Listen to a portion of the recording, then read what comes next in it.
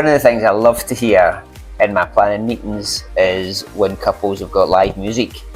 I don't mind recorded tracks, but what's great about live music is they can, a singer, guitarist or whatever can bring the kind of music right to the exact end when, say the brides walk down the aisle or something like that. What kind of instruments or sort of musicians have you kind of come across? So I've had quite a range. I've had pianists, I have had harpists, I've had string quartets, I've had solo violinists, I've even had singers, guitarists also. So it's quite a wide range. Quite a range of suppliers that will do live music for you. And I totally agree with you, George, because we don't have to then worry about it, because they're going to start when they get their cue, and then they're going to end when our big cue for the start is obviously please be upstanding. They play and then they can see the couples together, so they will just sort of fade their music out for us to then start. With recorded music it's slightly different, isn't it, because you're either relying on a guest, because some venues won't look after the control of the music. A lot of the barn venues are like that.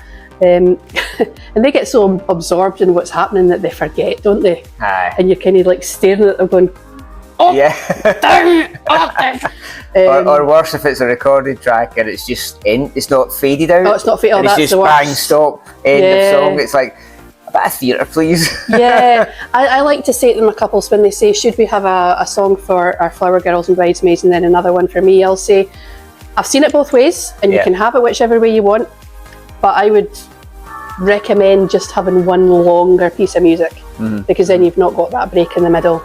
Because I've had it a few times where it has come to an abrupt stop, and then maybe if it's whoever's looking after the controls maybe can't find the next track, so there's a pause.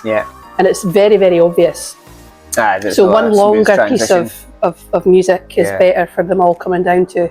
It depends how many people there are, of course. I mean, if you've got 10 bridesmaids, 5 flower girls. And I've seen it to the minute detail of, the bridesmaids and stuff will come in first, and then there's a pause, and maybe on like the verse of the song or like the chorus kicks back in, because the couple have chatted about it's kind of like a crescendo of kind of emotion, that bit of the song, Absolutely. And we hear the same song quite a lot, don't we? We do. We have Christina Perry, 1,000 Years, is very, very popular indeed. So is Ordinary, that's coming up the ranks, and Signed, Sealed, Delivered, of course, at the end. But that's a great track at the end, because everybody you see them all kind of boogieing in the aisles. I think the music at the end almost gets drowned out every time by the sheer applause from the guests and the whoops and the hollers and stuff like that. That's right, and then by the time they kind of almost like queue up to get out the door, because there's a bit of kind of bottleneck sometimes, then they start maybe realise, right, that's what's been playing all along. Absolutely. But again, when you've got live music, it's usually a little bit louder. Some musicians might have a speaker with them. I know some violinists do that. They've maybe got an electric hookup so that it's amplified more, so it's maybe a wee bit louder. It's great. But just on what you said about them waiting for the crescendo piece, I had a song by Biffy Clyro at the Seamill Hydro, and it was about, must have been at least 5 minutes intro before they opened those big doors, and she made her grand entrance to the crescendo part of that track. And you can see the guests were going, is she coming? I know. What's happening? And you start like saying to the groom, you better run. Run, get out there, down on the beach. It was beautiful. It was powerful. It was emotional when she walked in, and that's what she wanted. I mean, hats off. I'm not a musician at all, but the way that a musician, like a guitarist or a pianist in particular, can just because we've kind of got that eye contact thing, and I think I always say to couples, you won't even notice any of this is happening. We'll just be in sync, because it's part of our kind of, when you arrive at the venue, you'll go and speak to the wedding coordinator, the photographer, videographer, content creator, the live musician. Just that's the people you're interested in most, of course, to help the couples that piece of their day to go really well. And I've got huge admiration for guitarists and pianists who can just at the look of a nod can just do. And it always sounds perfect, doesn't it? They always get it spot on.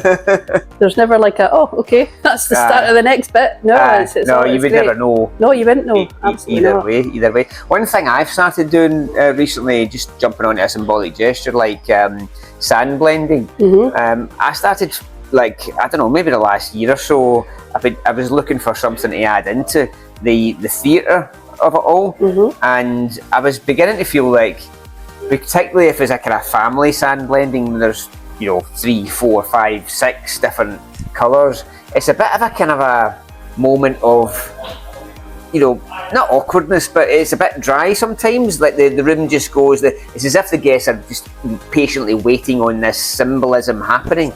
So I've been getting, particularly if it's live musicians, harpists is great for this. They just kind of strum away. That's a great idea. Just give a bit of background, and even if there's not live musicians, I've been suggesting to the couples, just pop on even the track you walk down to again, or one of the signing songs, or a completely different song, just to give it a little kind of bit of theatre. No, that's a great idea. Just to get the kind of dead no noise away from the room, because I know we've got stuff to say during that gesture, of course.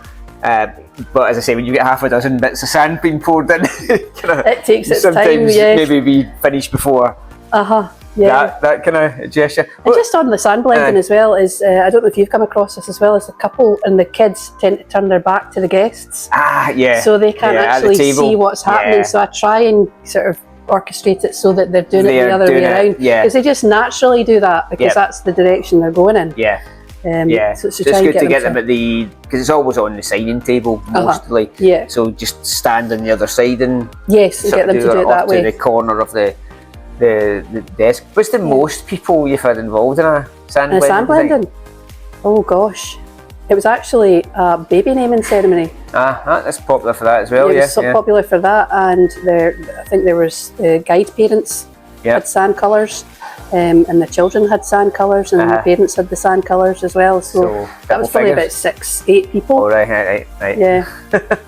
That worked out well. It looked beautiful. Obviously, you need a bigger container for that if you've got more sand. But talking of containers, actually, that's I know that you can get like these sand kits off the likes of Amazon or Etsy and stuff. And I always say to couples, listen, you can kind of DIY this yourself quite inexpensively.